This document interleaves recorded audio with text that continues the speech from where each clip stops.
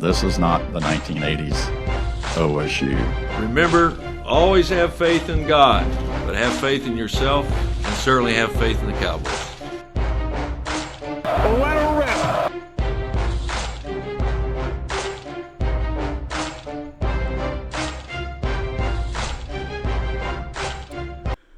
We are back at it. Welcome back to another edition of the Pistols Firing Podcast. I'm Carson Cunningham, joined as always by Colby Powell.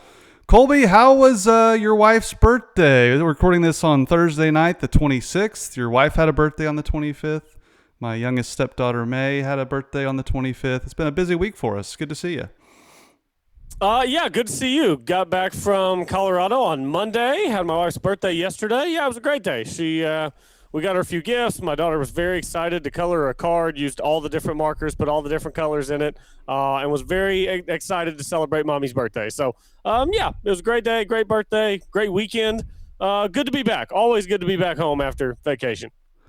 Yeah, it's, I feel like vacations sometimes do more harm than good. You get really behind with just your home, your work, just your day-to-day. It can be stressful catching back up. So it's good you had a great week. And boy, I tell you, birthdays are busy for us around here. Sydney is like the best mom in the world. They have a birthday. We had a birthday party on Friday before Wednesday. They have a birthday breakfast, a birthday dinner. They had birthday at schools. Like the February birthdays were today at school. So she has been a busy, busy mom, and she really is the best mom in the whole world. So it's really fun to see her do all the things to make her day special. So it's been a really fun week for me, and I did a small part. She did all the heavy lifting, so we're certainly appreciative of Sydney. So been a busy week, like you mentioned, and we got a lot to discuss. I mean, we got a lot of wrestling to talk about. We got the infinite sadness that is Oklahoma State basketball continues with another sad chapter, which we'll get into, but mostly exciting stuff. And it's almost golf season, Colby. I can smell it outside, though it's warm already. We have our new segment called, I'm calling it Golf School Goodbye. It's kind of our last segment. If you hate golf, you don't want to hear us talk about our own golf games or the PGA Tour or OSU golf, then we'll see you next week. But our last segment today will be the Golf School Goodbye. But without further ado, let's get to Chris's University Spirit, your one-stop Cowboy shop. Be sure to shop at chrisuniversityspirit.com. I don't have to tell you guys that. If you want the latest, greatest Oklahoma State apparel, you know where to go. Longtime sponsor of the show. Been with us every step of the way, more than 10 years now. Been a long time sponsor of the show. And I think that says a lot about Chris's being a local commodity, a local store to go into in Stillwater. You can get gear a lot of places, but I think it's really important to support local businesses there in Stillwater. It's been a down couple years up there during football season, so I know they would appreciate any support you can lend and support the people that support us, right, Colby? I mean, they've sponsored this podcast for more than 10 years now. Yeah, we love all of our great sponsors, Chris's, Brewster, Wolf, but Chris's has been around for a long time, and Chris's is Chris's is the OG. I remember when I was a kid, 7, 8 years old, going into Chris's. It was the best. I think I got my first baseball glove at Chris's. I think I've talked about that before on this podcast. Yeah, it's like, wow, just the weirdest, most random. We were in there one day. I tried on this glove, and I loved it. I mean, I just absolutely loved it. Used that thing for years. And, yeah, Chris's University Spirit, the place to go to get your baseball glove. We didn't wander much further south than like Gallagher-Iba. The football stadium in Gallagher-Iba, we would park north of Gallagher back in the old Gallagher days. I distinctly remember going to Joe's, though, and seeing like all the rows of hats and stuff. And I got this like really awesome like 90s, I was saying, Colby, like 90s style. is back in style. Like Jinko jeans. The guy who cut my hair this week was rocking some Jinko jeans, and I was just telling him, like, man, that was the style back in middle school when I was in school. And my wife and I, when we watch, our trash reality television, all these 20-year-olds are rocking like Von Dutch and like all these 90s things that are way out of fashion in my world, but they're back in style with the kiddos. But I was saying, did you hear my story about Eskimo Joe's? The row of hats up there and all the hats and stuff. Real quick before we move on, did not know you were a reality television guy. I cannot get into reality television. I need a good, solid, scripted show, good acting, good storytelling. Right now, we're in the middle of watching Shrinking right now, which is the best show going. If you don't watch Shrinking on Apple TV, you have to. I'm watching Tehran right now. Season 5 of Shoresy just came out. What else? Ted. Watching Ted on Peacock. I mean, there's so much good TV. Invest in the time in the reality TV dorks. I can't do it. I'm trying to get my wife into Shoresy. She couldn't do it. We watched like the first episode and a half, and she's like, I can't deal with the guy's voice. And I'm like, everyone I respect, like all the TV critics say, like it's the best show on TV right now. It's just so off the wall, but you like it? Here's my question. Have you watched Letterkenny?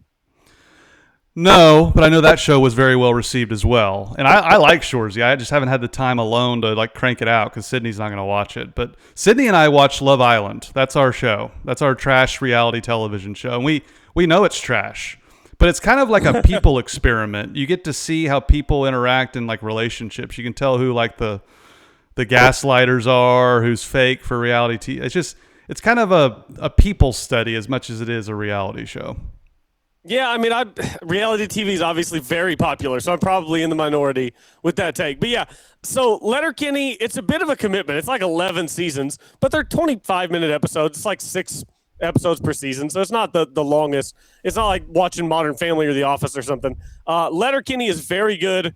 Shoresy is like a supporting character in that show who you never see his face because he's played by the same actor that plays the lead in Letterkenny.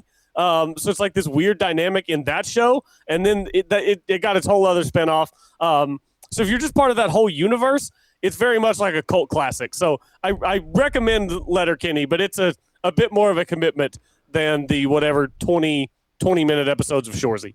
Yeah, I think that's what deterred me from Letterkenny because I had friends that watched it, and I'd been meaning to get into it. But we watched plenty of like quality. We cranked out of all the prestige shows that have been hot the last 6 months. So we get our shows in, but right now we're just on our reality kick. We like to turn our brains off too. Like you don't have to pay that close attention. You don't have to like think. It's just kind of a way to let your brain relax a little bit and watch some TV. But one thing that's not relaxing is going to Gallagher-Iba Arena for an OSU wrestling duel. That is one of the most exciting, I can't even think of all the adjectives to throw out there for Gallagher-Iba Arena during wrestling because it is truly the place to be. David Taylor has turned this thing into an absolute rock concert.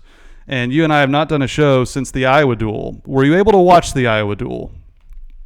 Oh, yeah. I was a little worried. I thought it was an afternoon duel. Like most of them are at 2 o'clock. I was in the mountains, so it would have been 1 o'clock. This one didn't start until, what, 5 or 6? Yeah. So it was a late afternoon, evening duel. And, yeah, I sat down to watch it.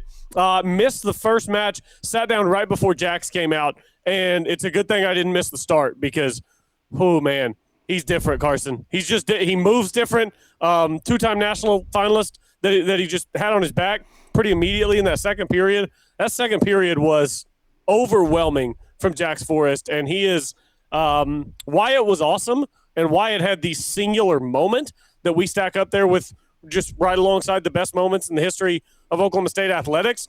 But as far as like every time this guy wrestles, I have to be at my TV. I have to be watching this. It's on my bucket list to go see in person. Like Jax is just different, man, and he was at it again on Sunday. Yeah, he comes out to, I think, is it Funky Town? Is that the song? I can't remember. I think it's Funky Town. Yeah, I think so, yeah.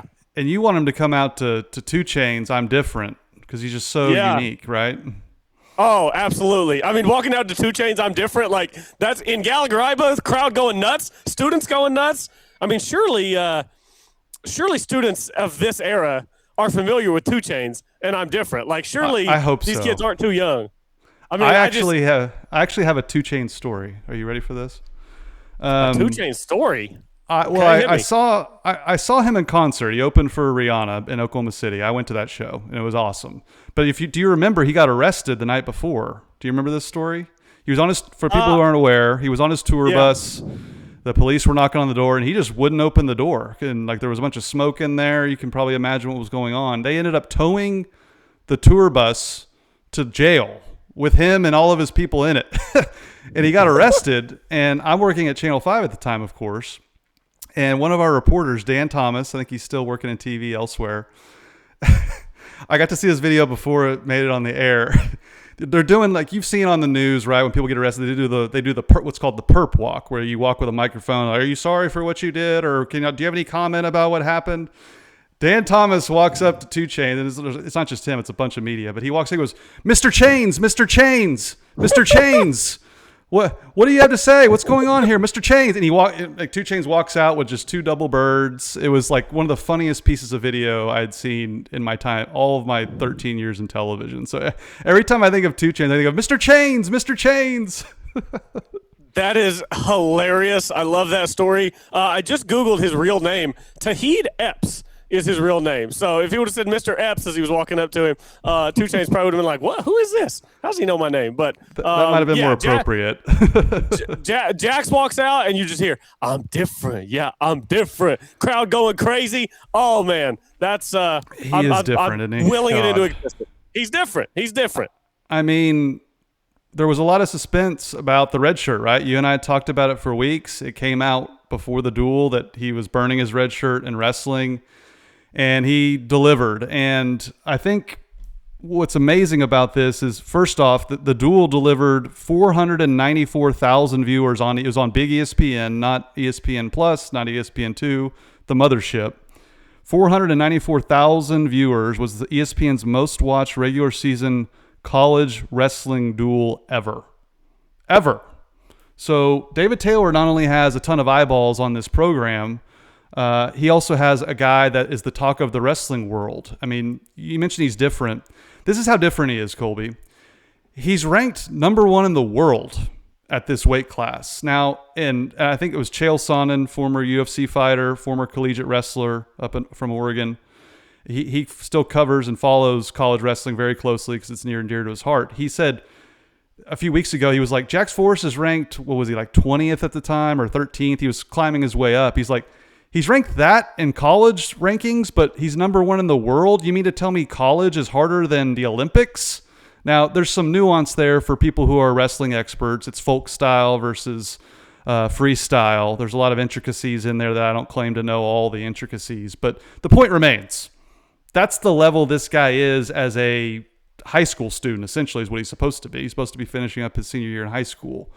He's just on a completely different level, to the point. And not only is he different on the mat, Colby, he kind of knows he is. And he's very willing to say it. I pulled the quote from ESPN. I tweeted it out.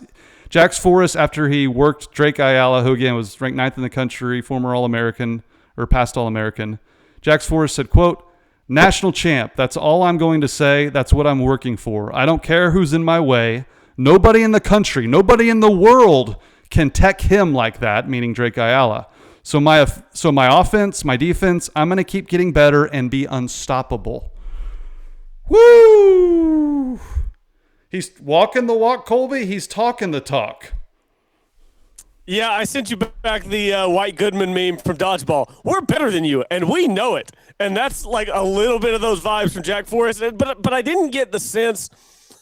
I didn't get a sense of arrogance in that interview. I just got a sense of like, yeah, man, this is who I am. Like, this is what I'm built for. For whatever reason, I am not enough of a wrestling expert. I'm not enough of a sports expert to understand. Like, when you get to this high of a level, like when LeBron James comes into the NBA at 18 and does what he does at 18, like I don't know enough about basketball to understand how he does that. When Bryce Harper goes to the Major League Baseball at 18 and does that, I don't know enough about baseball to understand, like, how is he at that age so much better? Some guys are just built for it. That's where phenoms, like, that's how phenoms happen. Some guys are just built for it, and Jax is just built for it, and he knows. Like, he goes out there on Sunday, and that first period, competitive, I think it was 3-0 at the end of the first. And then in the second period, it was just like, I mean, it's fitting that he's in Oklahoma, in Tornado Alley, because it is like a tornado hits the mat, and the other guy has nowhere to take shelter. It is just a complete onslaught from Jax the entire match. And I have to imagine that he is the talk of locker rooms around the country right now as far as NCAA wrestling goes. There have got to be other guys in and around his weight class that are just talking to each other like, are y'all seeing what this guy is doing? Like, y'all see what he just did to Drake on Sunday? Like, I would imagine there are real conversations being had by other wrestlers around the country about, like, this Jax Forrest kid, he's not coming. He's here. He's here, and look, as impressive as he's been, he did have that really close win against the kid from Virginia Tech. I think that guy could give him some trouble at nationals. Marcus Blaze at Penn State. We all have watched the national duel or the national meet or the national championships for a very long time. That a lot of those matches, even I don't care if it's Wyatt Hendrickson, Johnny Hendricks, you go through all the greats. They had some 1 to 2 point wins along the way. They had to win some really close matches to win a national championship. And I'm under no illusions that he'll have to do that. But my God, is this kid impressive, to your point. And I think it kind of makes more sense now in hindsight. You know, we were debating the redshirt thing, Colby, but I kind of thought about it this week, or really right after the duel. We probably should have seen this coming, right? Again, was he really going to skip the end of his senior year in high school to not wrestle at nationals? Like, this was all worked out ahead of time with David Taylor when they made that decision for him to come early to Stillwater and wrestle this year, right? I mean, in hindsight, it seems pretty obvious, right? Yeah, and I think that part of it seems obvious. And another conversation my mom and I were having the other day about it is like, the future is not promised. The future is unpredictable. We live in a world of transfer portal, of NIL. I mean, he could fall in love and get his heart broken and want to move across the country to be somewhere else. Like, nothing is promised moving forward. And if you have like a real chance to do it right now, and if you are just, quite frankly, the most exciting thing going right now in collegiate wrestling, to just put it on the shelf, hey, we'll see you next January, next December, whenever, like, boy, that's a tough sell. So, I mean, yeah, leaving high school early to be here. The fact that he's good enough right now, like, he's not posing as one of the nation's best. He is one of the nation's best. Like, it just all was pointing toward him pulling the red shirt. And I love the way he talked after the match. Like, that's a weight being lifted off of him that now he can just focus on getting better and doing what needs to be done. And I do think it's important, like you mentioned that match against the kid from Virginia Tech. He's not going to get to wrestle at Big 12s in front of those fans at Gallagher-Iba. It's not going to be that atmosphere. Same whenever they go to Cleveland for nationals. Like, it's going to be different not being in your home arena and having all that energy. I think going and getting that road win at Virginia Tech and being tested like that and being in a close match in the third period, I think that is incredibly valuable as well. Because we know he can go out and tech fall just about anybody in the country, but good experience on the road in that close match and still coming out with the win, I think that's extremely valuable. And what's totally, and that kid gave him a lot of problems. Jax got put on his back a few times in that match. That match was one of the better matches you'll ever see, just back and forth the whole time. It was really entertaining. And it's amazing about him. You know, he's a lighter weight, and he's not this, you know, physical specimen. He just has this unique style, and just kind of, like, it's appropriate he comes out to Funky Town, right? He's got this funky style where he just finds a way onto your back, and the next thing you know, you're on your back about to get pinned. And it's amazing to watch. He just scores so many points so quickly. You look up at the scoreboard like, whoa, he's about to tech this guy already. It's incredible to watch, and I'm really excited to see his maturity come through this year. And that was just the beginning of the fireworks, Colby. I mean, Sergio Vega gets the cradle, and like everyone was kind of waiting on it. He had the cradle locked in, and he had to just get his legs over the guy. And then once he put that in, they have what's called the pinfetti. They drop confetti down from Gallagher-Iba, which I want to talk about David Taylor and the atmosphere he's produced. But Sergio Vega was clearly a highlight as well, and Cody Merrill getting the pin, and then Connor Dusek getting the pin at the end. This actually was the most points Oklahoma State has scored against Iowa ever, or I think since 1960. It was I'm getting the stats confused now. Largest margin of victory since 1968, I believe, over Iowa. That's right. Yeah. And I think it was the most points they had scored against Iowa maybe ever. I think was the stat floating around on social media. Imagine, yeah. So just tremendous. And I wanted to give a shout out to, are you familiar with Punch, the monkey? making all the memes? I am familiar with Punch the Monkey. No, vaguely. I have not followed it all along. I think I've seen one Punch video. Well, our friend Brian Metcalf, who tweets the show a lot, fellow OSU grad, I think he was a delt with me at Oklahoma State. He posted this meme. If you're just listening to the audio form, it's Punch the Monkey as is me, and OSU wrestling is the Stuffy that he fell in love with. I think I speak for everyone associated with Oklahoma State. This kind of encapsulates how everyone feels about OSU wrestling right now. Do they not? Yeah, absolutely it does. Let's bring Punch and his little Stuffy to Stillwater, and somebody can adopt Punch and take him in and love Punch and his little Stuffy. That is so good. Kudos to Brian. Very well done. That little meme right there, that's why social media exists. Mm-hmm. Great stuff from Brian Metcalf. Now, OSU was up 14-0, and it looked like it was going to be a cakewalk. But as we know, it got really tight there, and it really kind of swung on the Zach Ryder match. He was making his return after injury, and everyone kind of was tweeting. People that follow the sport much closer than I do were tweeting that let's just start this match in overtime because that's what was going to happen. And sure enough, they were tied going into overtime. Really controversial moment in this. Iowa's wrestler looked like he had his back for just a split second. They went to review. They did not award Iowa the point, which would have ended the match. And then it was kind of a weird ending. They were off the mat, and I thought the announcers did a very good job of explaining this for people who aren't super in tune with wrestling. They called it out right away. They're like, the Iowa wrestler has to make a circle back toward the center or he's going to get called for stalling. He kept saying it. They get pushed off the mat, and he just stood there, and Zach Ryder grabbed the guy and looked at the ref like, is he not going to get, and they called it. So it was kind of a controversial ending, but a huge match that really swung the momentum back. And then, of course, we know the pins that came with Merrill and Doucette to close things out. Yeah, I know Iowa fans were probably not real happy with the challenge. They threw the brick, and it didn't go their way. Again, I don't claim to be enough of an expert to know how they should have ruled in that moment. On the broadcast, it seemed like they thought Iowa maybe was going to win the challenge. The way he ended up with both hands on the mat, and I was nervous about it for sure because at that point, the match seemed like all the momentum had flipped, that Oklahoma State was kind of hanging on to that big lead by a thread, and that Oklahoma State needed this match from Ryder. They win the challenge. And then, the stall call at the end it was a very weird way for a match to end, but I think absolutely the right call. He was just getting out of the ring, and he like you said, he wasn't circling back in. And the broadcast did do a really good job of making that clear to the viewer. So that was the big one. Once you secure that point, you know that you're going to win the match. And then you just tacked on quite a bit extra there at the end. So it was great stuff from Ryder, like you said, back from injury, but a very weird match the way that one played out. Low scoring, just waiting for either guy to make a mistake, and finally the Iowa guy did there in overtime. Yeah, and I thought the only real disappointing moment of the duel was D. Lockett's match. It was kind of a throwback to some of those later years of John Smith's tenure where not a lot of offense. You could have accused him of – he got warned for stalling, literally the first 10 seconds. I thought it was very strange. The first 10 seconds he got a warning for stalling. And then I thought Caliendo stalled for the last minute and didn't get it.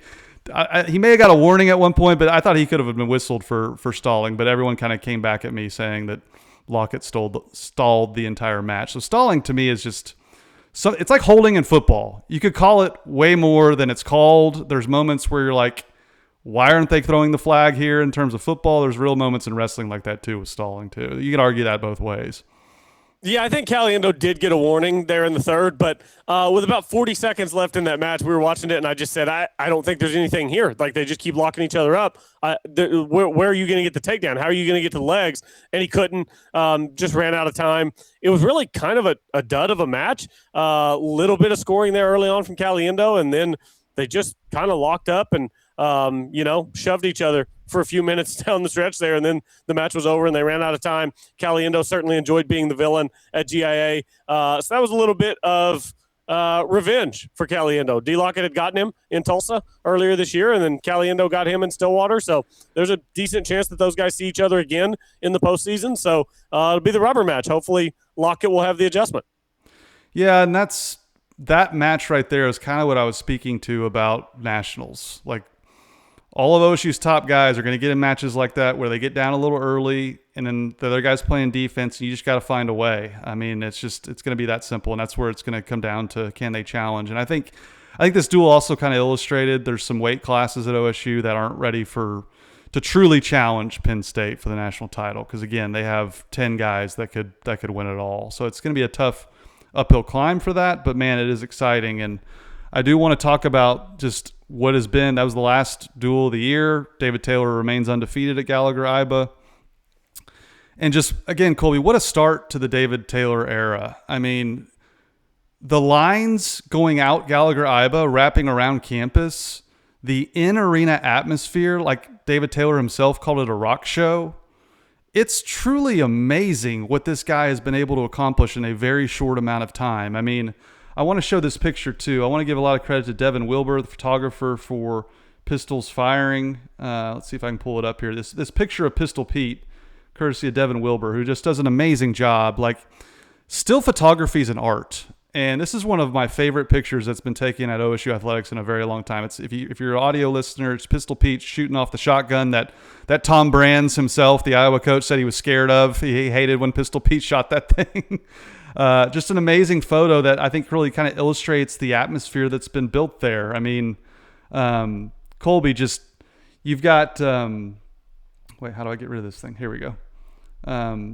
You've got Landon Robideau coming out with the Michael Myers mask with the Halloween theme. There's just a lot going on, and it's really cool because like football's been doing like in stadium atmosphere stuff for a long time. It's something that the other sports haven't really done a whole lot of, whether that's budget reasons or what have you. But there's no reason sports like wrestling shouldn't make it more of an attraction, more of an NBA style atmosphere. And that's what they've done. You got the pinfetti, the lights flickering every time there's a big pin. Like it's truly the place to be. I found myself watching that Iowa duel going, man, I got to get up there for a duel. It's been too long. And man, I want to be a part of this. Yeah, it would have been a really good one to be at. We had looked at schedules, and then our trips got moved around. We weren't able to make it. But we talked about it at the time, and this hire kind of came out of left field. It's not what was expected. We talked about how good of a hire it was at the time. I don't think we could have foreseen it going even as well as it has. With the moment that you got last year with Wyatt, undefeated at Gallagher-Iba Arena, now you've got Jax Forrest taking the world by storm. Like, you've got your mate Gallagher-Iba Rowdy again hat on. Like, all you got to do is show up for a wrestling duel, and it is rowdy. The rowdy is there when wrestling is in the building. And look, I'm sure that Iowa puts on a great show. Ohio State has a great team going right now. There's 1 million people in Columbus. Penn State puts on a great show. Man, Oklahoma State's doing it right now with David Taylor. That's an awesome atmosphere. It's a great place to be. I had a couple of friends who were there this weekend who were texting me from the arena just about how amazing it was.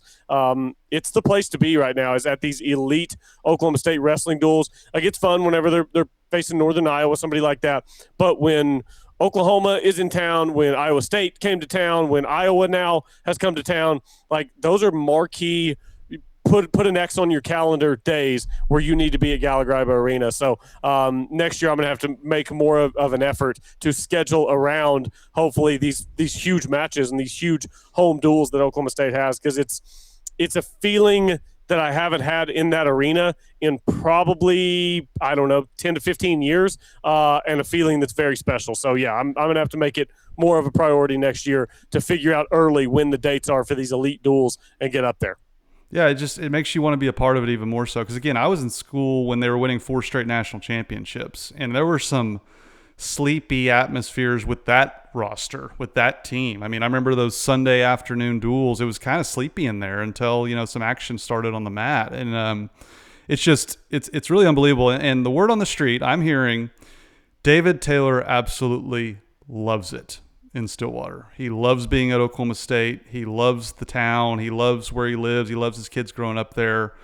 So not only is he producing and creating all this excitement and building a winning roster, Colby, but he really loves it, which is great to hear, because at some point, Cale Sanderson will retire as the Penn State coach. That could be 20 years from now. It could be tomorrow. We don't know. But I think the fact that Oklahoma State wrestling has 34 national championships under their belt, Penn State, I believe, had 2 before Cale arrived. There's a lot already built within Oklahoma State before he got there, and he's only added to it. So I think no one's really talking about him leaving or anything, but it was good to hear from people that would know that David Taylor's really fired up to be there. And I've heard that Eric Morris is the same. I've heard Eric Morris is just absolutely just thrilled with his move to Stillwater as well. I think those two guys have already connected, and it's really kind of a young, hungry, new regime in football and wrestling that are loving life, and they're killing it so far. As long as they've been on the job, it's been a 10 out of 10. Really good hires, and so far so good for both. And I know Eric Morris has a long way to go until he plays his first game, but I thought that was really reassuring to hear. Yeah, no doubt. You want David Taylor to be here for a long time. You want Eric Morris to be here for a long time. Chad Weiberg he's had some serious work to do in his first little stint here as athletic director.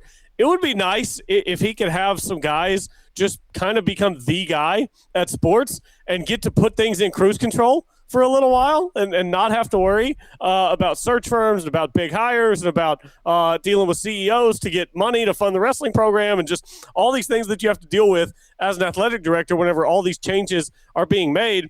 I mean, if David Taylor and Eric Morris could each stick around for 20 years, that would certainly make Chad's life a whole lot easier. And I Googled it just because I didn't know off the top of my head.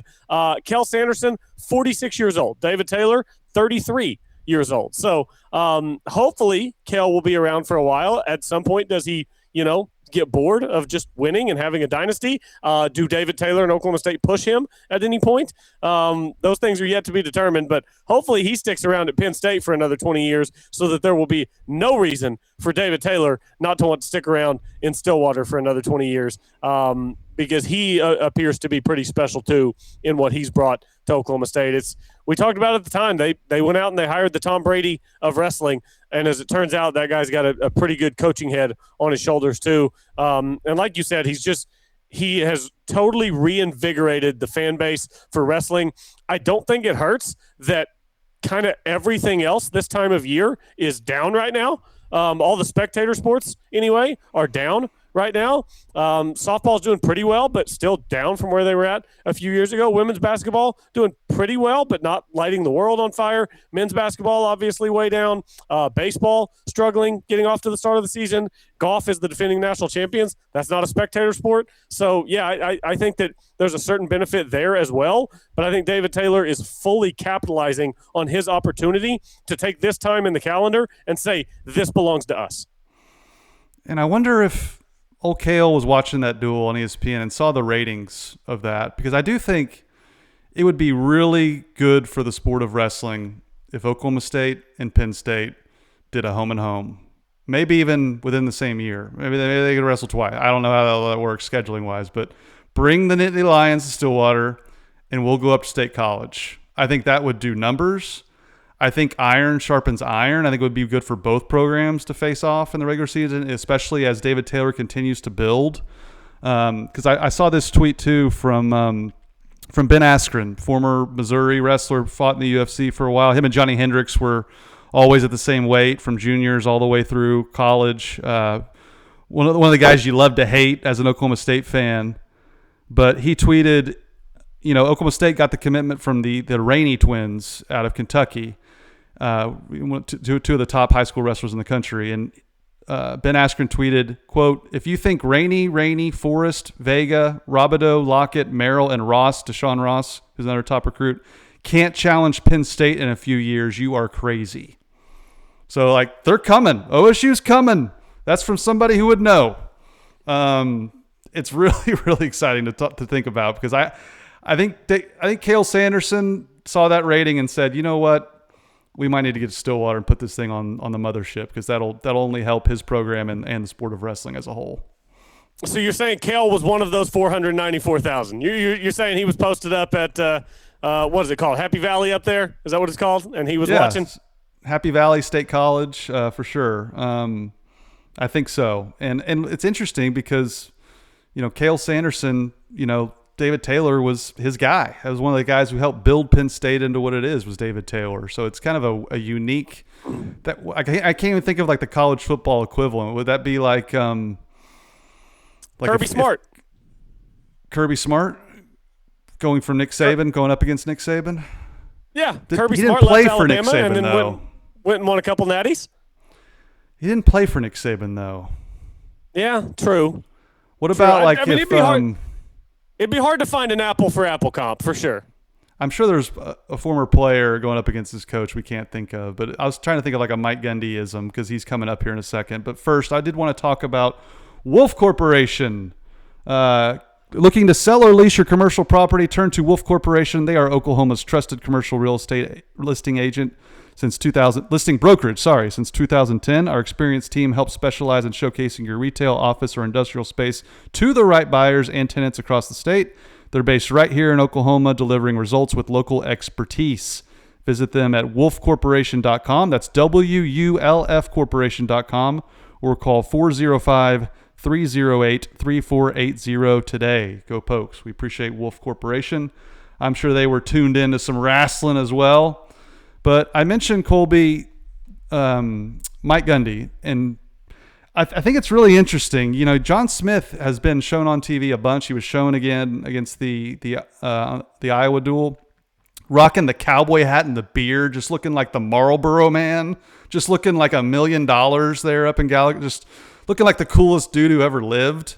Really clearly showing his support for OSU wrestling now that he's retired. I think John was in a very good mental place. I think he realized he had run the race. He had crossed the finish line. He wanted to hand it off to the most capable hands possible. And I think I can't remember all the intricacies involved because I did have some intel on it, but I want to say, and I may be speaking out of turn here, but I want to say that he was asked for his opinion on who should succeed him. And I think he saw all the things that a David Taylor could bring versus a Coleman Scott. Look, we all love Coleman Scott, but you and I were pounding the table that David Taylor would be the best hire they could make. And I think that's proving to be the case. It's just interesting. Will we see Mike Gundy at Boone Pickens Stadium? You know, our friend asked us this, Wampum Mining, Eddie McDaniels. He texted me and asked me this question. I thought it was a really fascinating one I wanted to pose to you. Will we see Mike Gundy at Boone Pickens Stadium? He's been radio silent on his tenure at Oklahoma State. I just think it's an interesting kind of comparison there between what we're seeing out of John Smith versus what we're seeing out of Mike Gundy. And look, I don't want to keep talking about Mike Gundy. I really do not. But it's pretty stark when you look at the Marlboro Man, John Smith, up there rooting on the Cowboys. And I'm curious if we'll see the same with Mike. I want to keep talking about Mike Gundy, but I just want it to be for different reasons. I want it to be because he shows up at Boone Pickens Stadium and waves to the crowd from a box. Like that's what I want to see from Mike Gundy. I don't think it's going to happen now. I don't think it's going to happen in the 26th season. I think some healing has to happen first. And I think at some point, I think he's going to have to be the one to initiate that. Like, as a fan base, we can't just all come out and speak to Mike Gundy. I mean, I guess you can tweet at him if you want to, but it's not the same, whereas he can come out and speak to the entire fan base, whether that be via a video posted to social media. He can type something up in his notes app like he's been known to do, post that out on social media. I would love to talk about Mike Gundy for different reasons than we have been for the past 6 months, the past 18 months. But it's going to be up to him. I mean, seeing John Smith at the duels is awesome. You know how OU fans feel about having Bob Stoops at the stadium and being able to honor everything that he gave them for so long. And Mike Gundy devoted his entire life to Oklahoma State football. And I hope that things get to a point where we can just all honor that and appreciate that and give him a standing ovation as he waves to everybody from the box. One day his number should be in the Ring of Honor. There's some healing that has to happen first. So hopefully, they say time heals all wounds. Hopefully this is a wound that gets healed by time, because it's still very fresh, I think, between Mike and the fan base. Things are just icy right now. I've got a hockey game on here in the background staring at this ice. That's Mike Gundy's relationship with the Oklahoma State fan base right now. So hopefully at some point that healing happens. Well, it's the ball's in his court, right? I mean, to me, he's coming across very bitter, and that's sad. But again, I can already see Wet Blanket in the comments on this video saying, Mike doesn't owe us anything. Mike, if you're reading this, you don't owe me anything. Wet Blanket, we're not saying he owes us anything. But I just think he has zero reason to be bitter at Oklahoma State. I do.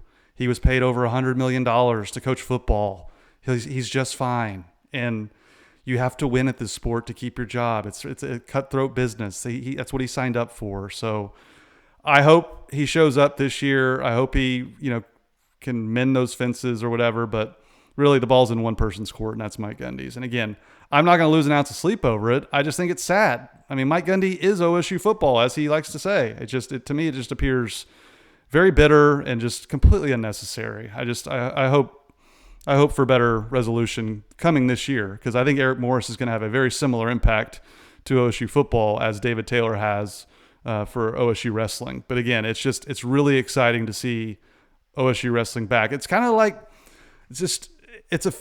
like the old feelings are back there again of just, we're a wrestling school, man. Like I had the duel on, and I was telling May before her birthday, I said, May, we're really good at wrestling. We've won 34 national championships. We're awesome at wrestling. She's like, and she likes OU. She goes, yeah, but you're only good at wrestling. I go, hey, you're not the first OU person to say that, okay? That's fine. We own that. We'll take that. We're fine with that. Yeah, it's okay. We don't care that y'all don't care about wrestling. If you were as good at wrestling as we were, if you had the moments in wrestling that we have, you would care. So, yeah, it's different for Oklahoma State. Also different, the service you will be provided by our good friends at Brewster Consulting Group. Do any of these sound familiar at your company? Processes that are manual and inefficient with no documentation, data reporting that takes forever and is not accurate. You hear the hype about AI, but no clue what it actually means for your business. Projects always running over time, always running over budget. If any of those sound familiar, talk with our good friends at Brewster Consulting Group. They help build organizations that run like well-oiled machines with clear processes, reliable data, and reporting and technology that actually works for you. They have delivered solutions that are built to last for local clients like the Tulsa International Airport and Medify. They've also delivered solutions for large international enterprises like DP World. Even better, Brewster was founded and is run by a proud Oklahoma State alum and season ticket holder. Learn more about them at www.brewsterconsulting.com or learn more about their methodologies by connecting with them at Brewster Consulting Group on LinkedIn or YouTube. Thanks to all of our great sponsors. Carson, I figured I would get that in, and it'd be a nice little segue from the fun to the sadness. Boy, there's just no other way to describe the best player on your team, just a fun player, really likable guy, and with 5 seconds left, it's just a statement dunk for your first win in a month. And he tears his ACL coming down. The place goes silent. My mom was in the arena. She said you could hear him yelling all throughout the arena. It's just, Carson, what is this curse, man? What is this curse on Oklahoma State basketball? And I feel so bad for Parsa. His statement and stuff, it's heartbreaking. It is heartbreaking. Yeah, for our audio listeners, I have the Smashing Pumpkins, Oklahoma State basketball, and the infinite sadness. Just another chapter of the infinite sadness, the infinite curse, as you put it, to OSU basketball. I don't know, man. I always think about that. Like there was one, every time those players in football, they jump and they chest bump and come down. I'm always kind of like wondering, are they going to tweak their knee here? Like when people celebrate, I think of Cristiano Ronaldo, when he does his big jump and lands, like all these unnecessary landings. I've thought about that for a long time. There was a Florida State player. They did the chest bump and came down and hurt his knee and tore his ACL. Like, for some reason, my mind goes there sometimes, and it happened, unfortunately, to Parsa Fallah, just a routine jump and awkward landing. And you're right. I mean, probably the best player so far this year for OSU, Parsa Fallah, and clearly, much like David Taylor and Eric Morris, has fallen in love with the school. And I thought this was a really not cool, but really moving moment. He came to the post-game press conference despite his injury. Marshall Scott has the video, and I thought his statement really kind of lended you into a kid who's from very far away, falling in love with Stillwater, Oklahoma, like so many people listening to the show have. Be willing to do that? I want to talk about a few stuff. First of all, I'm really, really grateful for this year that I had here. Oklahoma State was the best year I had in my college career, and the fans,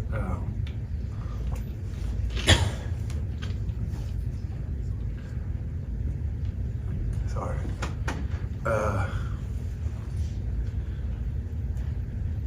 I just hope they know that how much I really care about them, and it was a great experience. So I wanted to say thank you to everyone, one of y'all, and all the fans out there.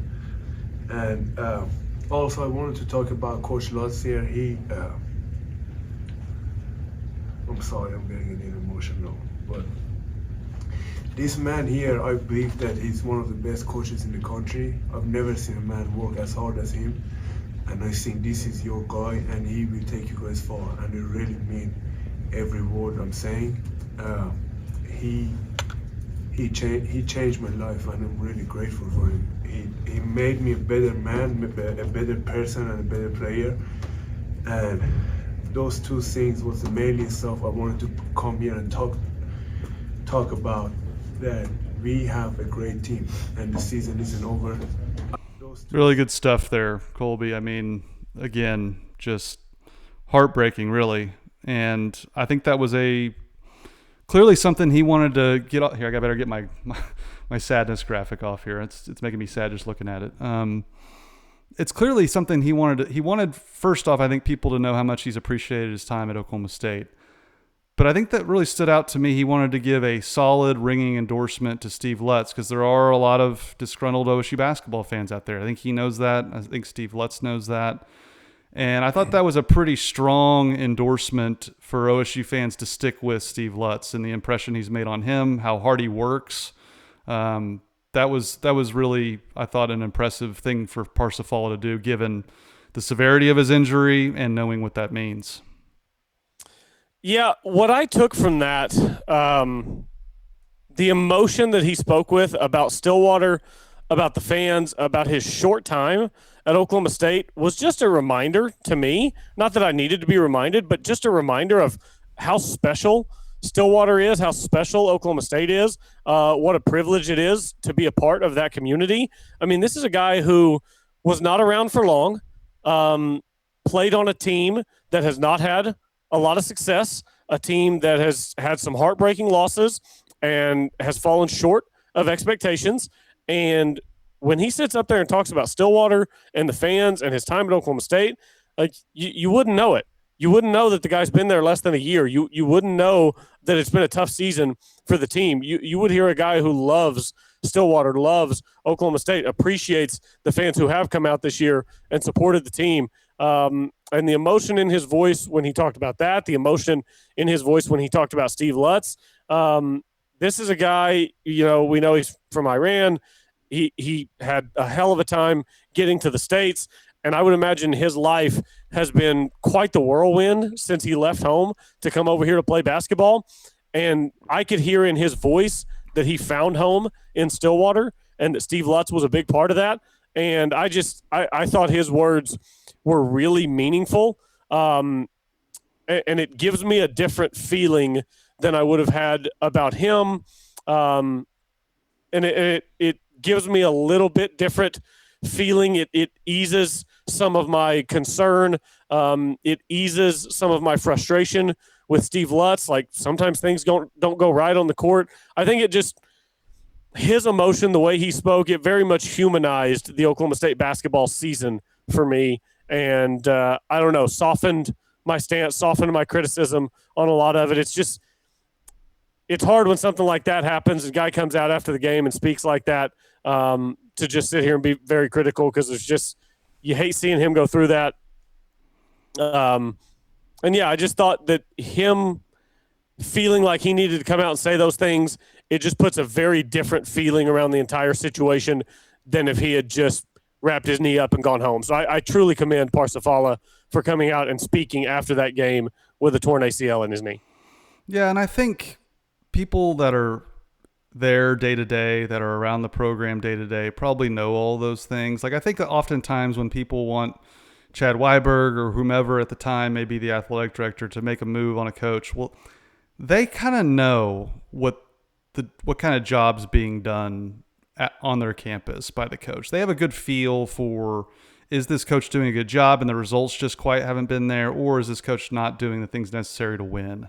And I think that was kind of the intel that Chad had gotten about Coleman Scott, frankly, as the assistant. I think he had gotten word that, perhaps wasn't working as hard, wasn't doing all the right things. And that was kind of the word on the street that I had heard. But so I think when you evaluate Steve Lutz, there's a lot more to it than just wins and losses. I think that's the point that Parsa was making, is that this guy's putting his heart and soul into this, and the results haven't been there, but you've got the right guy. And he does have a top 5 recruiting class coming in. I think next year is when we can truly evaluate Steve Lutz and the Steve Lutz regime and his era.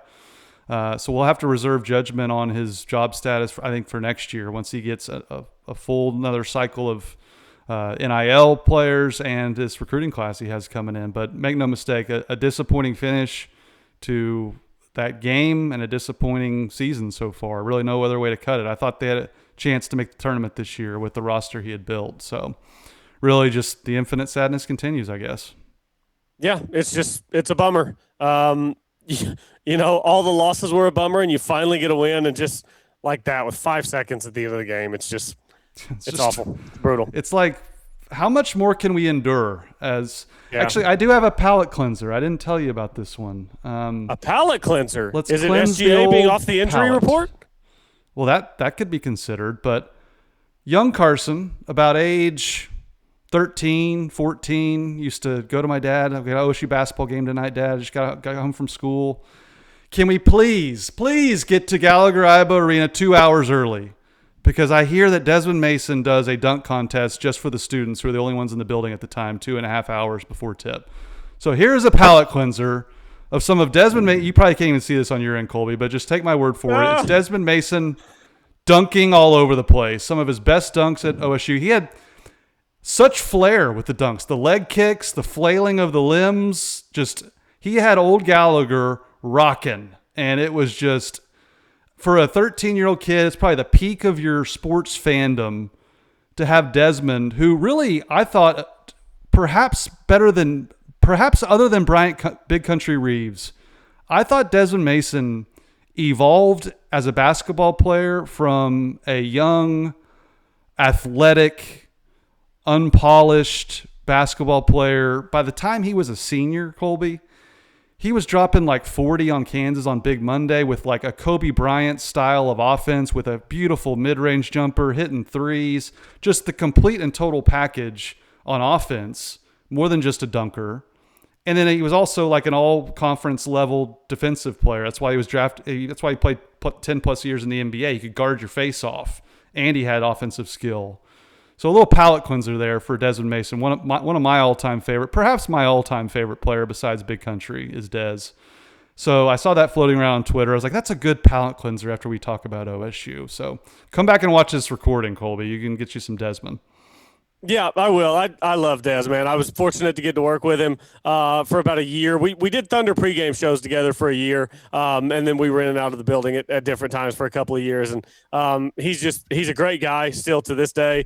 He's awesome. Ran into him at a Thunder game a couple of months ago. Des is the best. And if there's anybody, like, you talk about stories, Des has like the best stories you've ever heard in your life. Private Island, Michael Jordan, Ricky Fowler playing golf, barefoot, like just the craziest stories you've ever heard in your life. Yeah, Des is the best, man. I love going back and watching highlight tape of him. And I remember being out at Sam May's house for a Super Bowl, 8-9 years ago. And the kids were just begging Des to come out and do a dunk. And he's like, I got one in me. So he went out in the driveway and did one dunk for the kids. And it's just, Des is the best, man. Yeah, just, back then my dad would kind of give me like scouting reports on new players. And he said, this kid's from Waxahachie, Texas. He can jump out of the gym.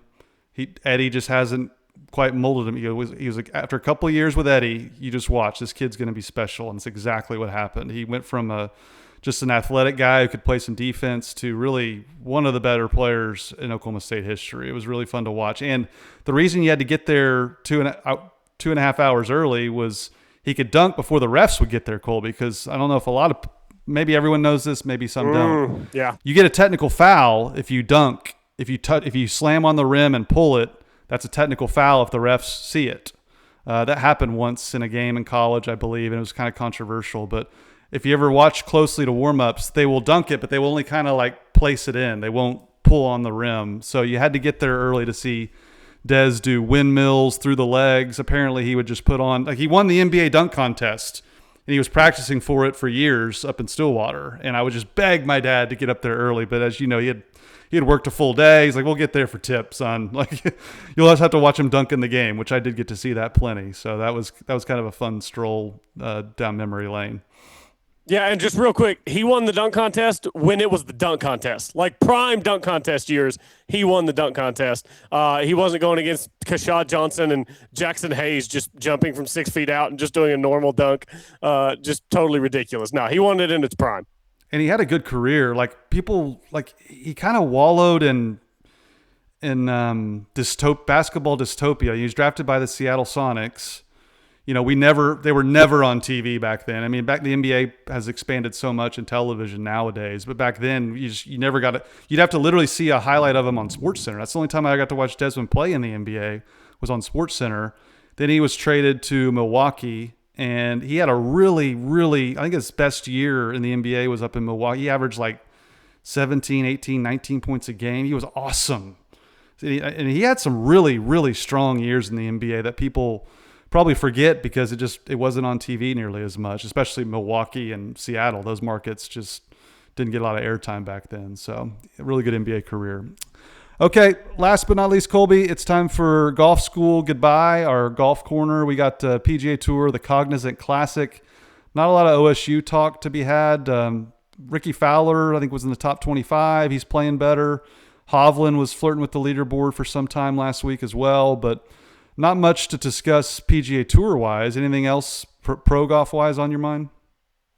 Not much. Total clunker this week with the Cognizant. I clicked Ryan Gerard as a placeholder in our one and done on Monday, and I was like, I'll circle back to it. I'll like do some research and circle back to it. Never circled back to it. Left my placeholder in. He shot 2 over today. So, yeah, just total dud of a week. Just move on. See you next week, PGA Tour.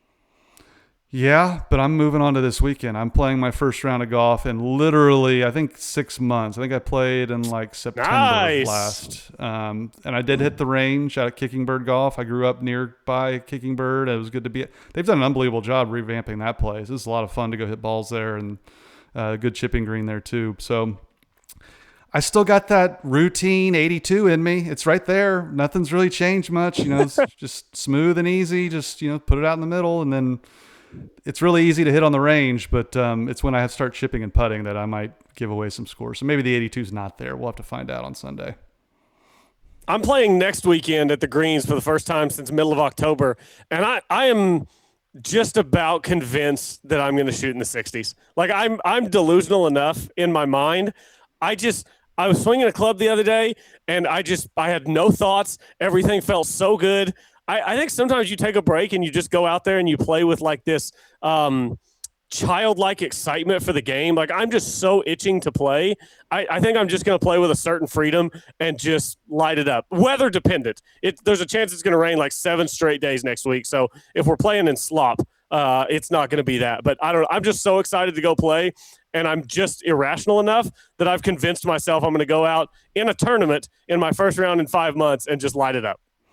Well, that round I played with you, I hadn't swung a club in a couple months, so I was really scared. So we talked up our round together, and we were having people guess scores. I think I shot like 73, something like one of my lowest scores ever happened to be that round. I think it's what you talked about. I don't have any expectations. I don't swing as hard. I'm a little more cautious. I'm a little more smooth, a little more slow. So maybe that's the key to it. So hopefully I can recreate the magic we had that day out there at the Greens and playing out at Gaillardia. So it'll probably be windy. It's always windy there, even if there's not wind, because it's out there in the middle of nowhere. So really looking forward to golf season. Really looking forward to Oklahoma State golf season as well. They're loaded to the gills, just like wrestling.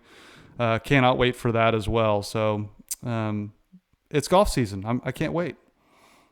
So you'll get a kick out of this. As I was mid-sentence talking about my golf game, I got a text from my partner for next Saturday's tournament. It's a 2-man event, first event of the season. It's a major, double points. Uncle Chev I'm playing with next Saturday. And he texted me and said, are you going to play next week, or are you coming in dry to this MGA? I think he's a little worried. He probably went on and checked my gin and saw that I haven't played since October. He's probably a little worried, but I had the wrist surgery back in December. I've been working on the mental game, Carson, up top. The rest will take care of itself. Yeah, I mean, Chevy, that's a tough partner to walk into if you don't play well. Chevy will let you hear about it. I'd be a little intimidated. He's a big old boy too, out from Chandler, Oklahoma. He'll give you an earful if you don't bring your A game. So you better at least practice your putting or something. Help out a little bit.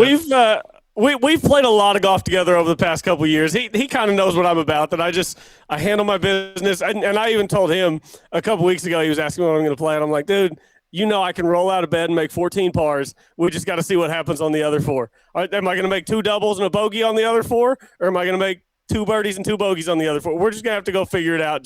I'll go make a bunch of pars and figure out the rest. Well, it helps you play on a course like the back of your hand. You've played that course probably more than any other, so you know what all the slopes do and everything. It will be like riding a bike, I'm sure. Colby, easy game. That's why they made the hole. That's why they made the hole so much bigger than the ball. Carson, was to make the game easy. God, it looks like a thimble some days. Hopefully, it looks like a bucket to you, and hopefully, it looks like a freaking bathtub to me on Sunday. I'm probably gonna need the help there. So, Colby, enjoyed it. Really excited for wrestling season. Really excited as that plays out. Getting ready for the Diamond Sports as well. Good seeing you, and we'll talk with you next week. Absolutely. Appreciate everyone being with us late on a Thursday night or whenever you're listening. Appreciate everyone as always. Go Pokes.